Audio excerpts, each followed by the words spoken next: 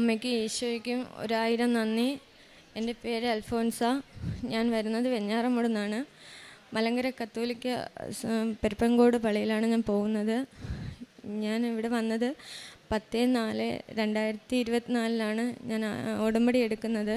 അന്ന് വന്ന സമയത്ത് എനിക്ക് ഒരു അടൂരൊക്കെ കഴിഞ്ഞിട്ടാണ്, ഒരു പാലത്തിൻ്റെ അവിടെ കയറിയപ്പോഴത്തേക്കും ഞാൻ ചെറിയൊരു ഓട്ടോയെ ഞാൻ ഓവർടേക്ക് ചെയ്തായിരുന്നു. ഓവർടേക്ക് ചെയ്ത് കയറി, എനിക്ക് പാലത്തിൽ ഓവർടേക്ക് ചെയ്തുവിടുന്നുള്ള അറിഞ്ഞൂടായിരുന്നു. അങ്ങനെ കാറിലാണ് ഞാൻ വന്നത്. അങ്ങനെ വന്നപ്പോഴത്തേക്കും ഞാൻ വണ്ടി ഓവർടേക്ക് ചെയ്തപ്പോഴത്തേക്കും എതിരെ ഒരു ലോറി വന്നായിരുന്നു. അപ്പം ഞാൻ ഹോൺ അടിച്ചപ്പോഴത്തേക്കും വണ്ടി നിർത്തിയില്ലായിരുന്നു. ഞാൻ പെട്ടെന്ന് പേടിച്ച് ഞാൻ മാതാവിനോട് പറഞ്ഞു, മാതാവേ വണ്ടി ഇടിക്കും, എന്തായാലും എനിക്കിനി ഒന്നും ചെയ്യാനില്ല, മാതാവിന് മാത്രമേ ഇനി എന്തെങ്കിലും ചെയ്യാനുള്ളൂ എന്ന് ഞാൻ മാതാവിനോട് പറഞ്ഞു.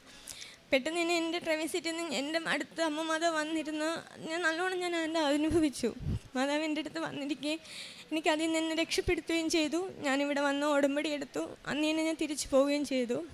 അത് കഴിഞ്ഞിട്ട് പിന്നെ എനിക്ക് നട്ടിൽ തേയ്മാനമൊക്കെ ഉണ്ടായിരുന്നു. അങ്ങനെയാണ് ഞാൻ ഉടമ്പടി എടുത്തതും. പിന്നെ ഞാൻ തൈലമൊക്കെ തൊട്ടു, ഉടമ്പടി തൈലം, മാതാവിൻ്റെ ഉടമ്പടി തൈലം നിത്യം ഉപയോഗിക്കുകയും, ഞാൻ ബെൽറ്റൊക്കെ ഇട്ടിരുന്ന ഒരു വ്യക്തിയാണ്. എനിക്ക് ആ ബെൽറ്റെല്ലാം മാറ്റി, ഞാൻ കണ്ടിന്യൂസ് ആയിട്ട് മെഡിസിൻ എടുത്തുകൊണ്ടിരുന്ന ആളാണ്. എനിക്കതെല്ലാം മാറ്റി എൻ്റെ മാതാവ് എനിക്ക് എന്നെ സൗഖ്യം തരികയും ചെയ്തു. അതെല്ലാം കഴിഞ്ഞിട്ട് ഞാൻ 20/2/2025 ഞാൻ ഉടമ്പടി 3ാമത്തെ പ്രാവശ്യം ഉടമ്പടി പുതുക്കാൻ വേണ്ടിയിട്ടായിരുന്നു. ഞാൻ കൃപാസനത്തിലോട്ട് വന്ന സമയത്ത് എനിക്ക് ചടയമംഗലത്ത് വെച്ച് ഒരു വണ്ടി ആക്സിഡൻ്റ് ഉണ്ടായി. ഞാനും കരുതിയില്ല, എൻ്റെ വണ്ടി ഇടിക്കുമെന്നും ഞാൻ പ്രതീക്ഷിച്ചില്ലായിരുന്നു. ഞാനായിരുന്നു ഡ്രൈവ് ചെയ്തതെന്ന്. എൻ്റെ അമ്മയും മക്കളും ഉണ്ടായിരുന്നു എൻ്റെ കൂടെ. എൻ്റെ മക്കൾ ഉറക്കമായിരുന്നു. ഞാൻ വണ്ടി ഓടിച്ച് വന്നപ്പോഴത്തേക്കും ഒരു പുള്ളി യു-ടേൺ എടുത്തുകൊണ്ട് തിരിച്ച് കൊണ്ടുവന്ന് എൻ്റെ വണ്ടിയുടെ ഫ്രണ്ടിൽ കൊണ്ട് നിർത്തുമായിരുന്നു. ഞാനപ്പോൾ അത്രയും പേടിച്ചായിരുന്നു. പേടിച്ചിട്ട് ഞാൻ ഹോൺ അടിക്കുകയും ഡിമ്മും ബ്രേറ്റും അടിച്ചിട്ടൊന്നും പുള്ളി വണ്ടി എടുത്തില്ല. ഞാൻ ഹോൺ നീട്ടി അടിച്ചിട്ടും പുള്ളി നിർത്തിയില്ല. ഞാനിരിക്കുന്ന ഡ്രൈവിംഗ് സീറ്റിന് തൊട്ടടുത്ത് തന്നെ ഒരു ബാഗിൽ ഞാൻ എൻ്റെ മാതാവിൻ്റെ കാശ് രൂപവും ഉടമ്പടി തൈലവും ഉടമ്പടി ഉപ്പും എല്ലാം ഞാൻ കരുതിയിട്ടുണ്ട്. എൻ്റെ വണ്ടിയുടെ ഡാഷ്ബോർഡിനകത്ത് ബൈബിളുണ്ട്. പക്ഷേ എൻ്റെ വലത് സൈഡല്ല, ഇടത് സൈഡായിരുന്നു ഇടിച്ചത്. ഇടിച്ച സമയത്ത് ഞാൻ കരുതിയില്ല ഞാനിവിടെ ജീവനോടെ എൻ്റെ മാതാവിൻ്റെ മുന്നേ വന്ന് നിന്ന് സാക്ഷ്യം പറയാൻ പറ്റുമെന്ന് ഞാൻ കരുതിയതല്ല. അതുപോലെ ഞാൻ പേടിച്ചായിരുന്നു. എൻ്റെ മാതാവേ ഈശോയെന്ന് ഞാൻ വിളിച്ചായിരുന്നു. പക്ഷേ ഇടത് സൈഡ് ഞാൻ ആ ബൈബിള് പോലും എനിക്ക് ആ ഡാഷ്ബോർഡിൽ നിന്ന് അനങ്ങാത്ത വിധം എൻ്റെ വണ്ടി നല്ലതുപോലെ ഇടിച്ചായിരുന്നു. നല്ലതുപോലെ ഇടിച്ച് ആ സൈഡ് ഫുള്ളും പോയായിരുന്നു. പക്ഷേ അപ്പോഴേക്കും ആ സമയത്തും മാതാവിൻ്റെ ഈശോയുടെ സംരക്ഷണം ആവശ്യപ്പെട്ട് പ്രാർത്ഥിച്ചുകൊണ്ടിരുന്നത് കാരണം മാതാവ് ഈശോ എൻ്റെ അടുത്തോടി വന്നു. എൻ്റെ അടുത്തോടി വന്നത് ഒരു ഗ്രേ കളറിട്ട ഷർട്ടിട്ട ഒരാളായിരുന്നു എൻ്റെ അടുത്തോടി വന്നത്. മാതാവ് ഈശോയുടെ സാന്നിധ്യമായിരുന്നു അപ്പോഴവിടെ ഉണ്ടായിരുന്നത്. ഓടി വന്നപ്പോൾ ഞാൻ ചോദിച്ചു, ഞാൻ വണ്ടി ഒന്ന് എടുത്ത് മാറ്റിയിടുമെന്നിട്ട് ഞാൻ വണ്ടി ഓഫ് ചെയ്തപ്പോൾ എന്നോട് പറഞ്ഞു, വണ്ടി ഓഫ് ചെയ്യണ്ട, ഒന്നുകൊണ്ട് പേടിക്കണ്ട, വണ്ടി സൈഡിലോട്ട് എടുത്ത് മാറ്റിയിടാൻ പറഞ്ഞപ്പോഴും ഞാൻ പറഞ്ഞു, പവർ സ്റ്റിയറിങ്ങുള്ള വണ്ടിയാണെന്ന് എനിക്കത് പറ്റുന്നില്ല എന്ന് പറഞ്ഞിട്ട് ഞാൻ പറഞ്ഞു, ഒന്ന് മാറ്റിയിടാൻ വന്നിട്ട് പറഞ്ഞു, പേടിക്കണ്ട, ഞാൻ സൈഡ് പറഞ്ഞു തരാം, മാറ്റിയിട്ടോളോ എന്ന് പറഞ്ഞു. ഞാൻ വണ്ടി ആ സൈഡിലോട്ടെടുത്ത് മാറ്റിയിട്ടായിരുന്നു.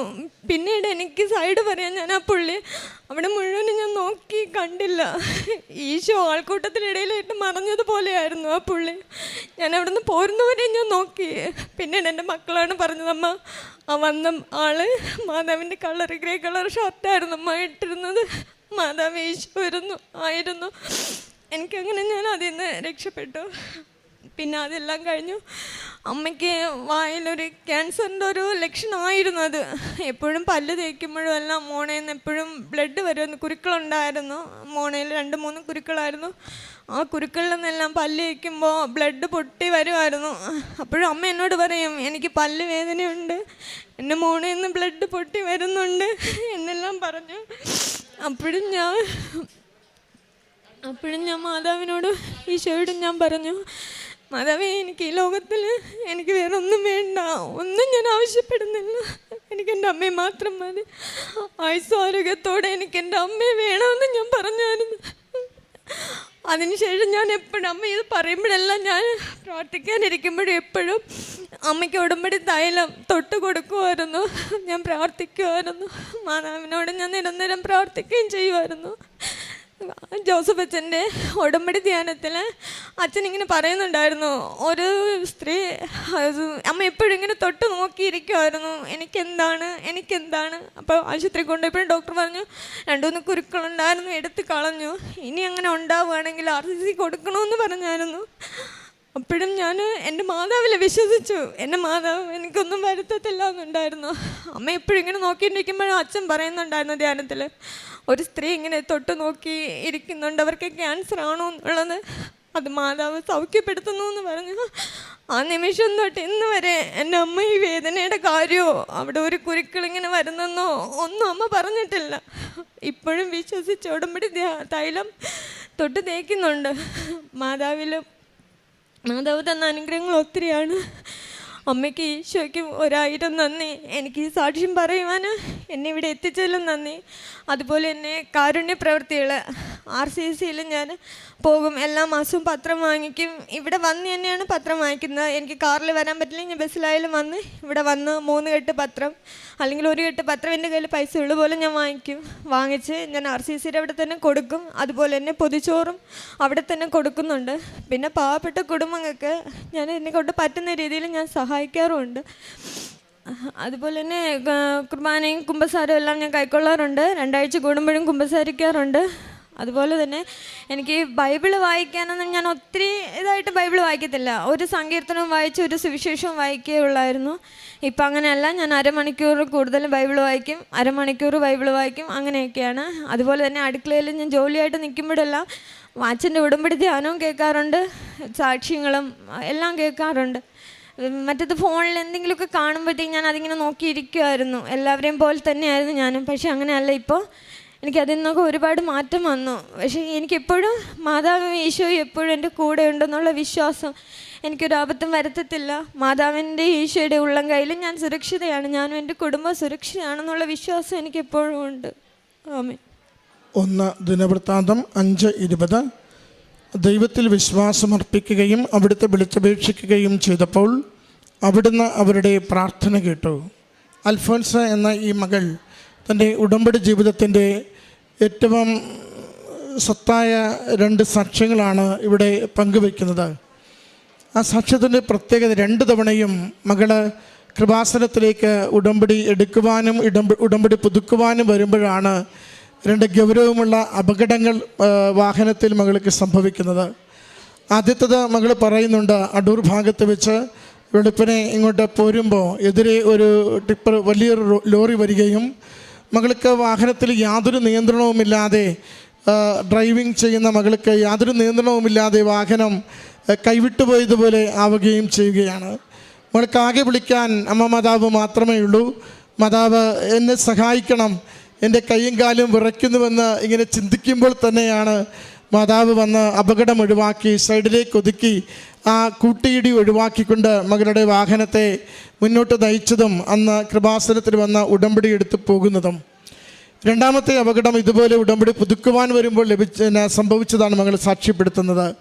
അത് മകൾ സൂക്ഷ്മതയോടുകൂടി വെളുപ്പിനെ 3 മണി 4 മണിക്ക് ഇവിടെ 7 മണിക്ക് ഉടമ്പടി പുതുക്കുവാൻ എത്തണമെന്ന ആഗ്രഹത്തോടു കൂടി പോരുമ്പോഴാണ് മക്കൾ കാറിൽ ഉറങ്ങിക്കിടക്കുമ്പോഴാണ് ഒരാൾ അലക്ഷ്യമായി വന്ന് വാഹനവുമായി കൂട്ടിയിടിക്കുന്നത്. മകൾ പറയുന്നുണ്ട്, ഏതാണ്ട് വാഹനം തീർന്നു, ജീവിതം തീർന്നു, വലിയ അപകടമെന്ന് ഉറപ്പിച്ച് നോക്കുമ്പോഴാണ് ഡാഷ്ബോർഡിലിരിക്കുന്ന ബൈബിൾ പോലും ഒന്ന് അങ്ങോട്ടും ഇങ്ങോട്ടും അനങ്ങാതെ ഒരു ചലനം പോലും ഇല്ലാതെ ആ ക്ലാഷ് അവിടെ തീരുന്നത്.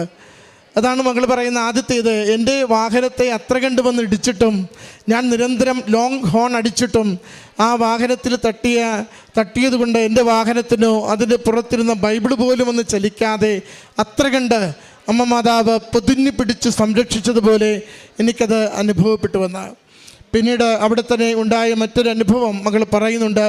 കൈകാലുകൾ വിറച്ചിട്ട് വാഹനത്തെ തൊടുവാനോ മാറ്റിയിടുവാനോ ഒന്നും പറ്റാതിരുന്നപ്പോഴാണ് അതൊരു സിൽവർ ഗ്രേ വസ്ത്രമുള്ളൊരു സഹോദരൻ അടുത്ത് നിന്നിട്ട് ധൈര്യമായിട്ടെടുക്കൂ, സരികിലേക്ക് ഒതുക്കിയിടൂ എന്ന് പറഞ്ഞുകൊണ്ട് സംസാരിക്കുന്നത്. മകൾ ആ വ്യക്തിയോട് തന്നെ ഇതൊന്ന് സഹായിച്ചു തരുവാൻ ആവശ്യപ്പെടുന്നുണ്ട്.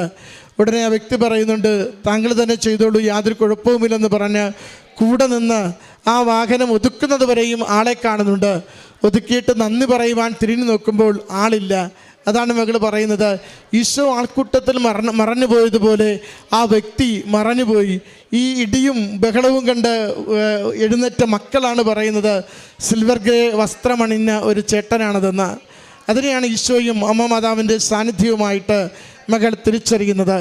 നമ്മുടെ ആപത്ത് നിമിഷങ്ങളിൽ നമ്മൾ പോലും അറിയാതെ പൊതിഞ്ഞു പിടിച്ച് സൂക്ഷിക്കുവാനും ധൈര്യം നൽകി ആശ്വസിപ്പിക്കുവാനും ജീവിതത്തിൽ മുന്നോട്ട് പോകുവാൻ നമുക്ക് പറഞ്ഞു തരുന്ന ദൂതരുടെ സാന്നിധ്യം എപ്പോഴും ഉടമ്പടി സാക്ഷ്യത്തിൽ നമുക്ക് കാണുവാനാവും.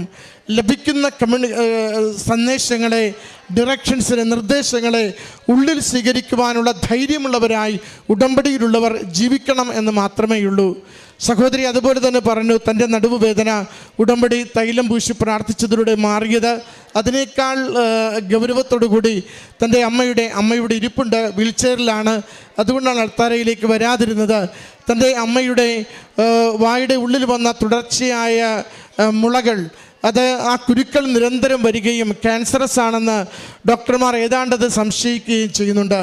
അത് 1-2 എടുത്ത് ബയോപ്സിക്ക് അയക്കുമ്പോൾ അമ്മ എന്നും ആ ഉള്ളിലുള്ള ആ കുരുക്കളിൽ തന്നെ ഇങ്ങനെ തൊട്ട് തനിക്ക് എന്താണ് അസുഖമെന്നിങ്ങനെ വ്യാകുലപ്പെട്ടുകൊണ്ടിരിക്കുമ്പോൾ ഉടമ്പടി ധ്യാനത്തിൽ അച്ഛന് ആരോഗ്യ സൗഖ്യ പ്രാർത്ഥന സമയത്ത് സന്ദേശം കൊടുക്കുന്നു.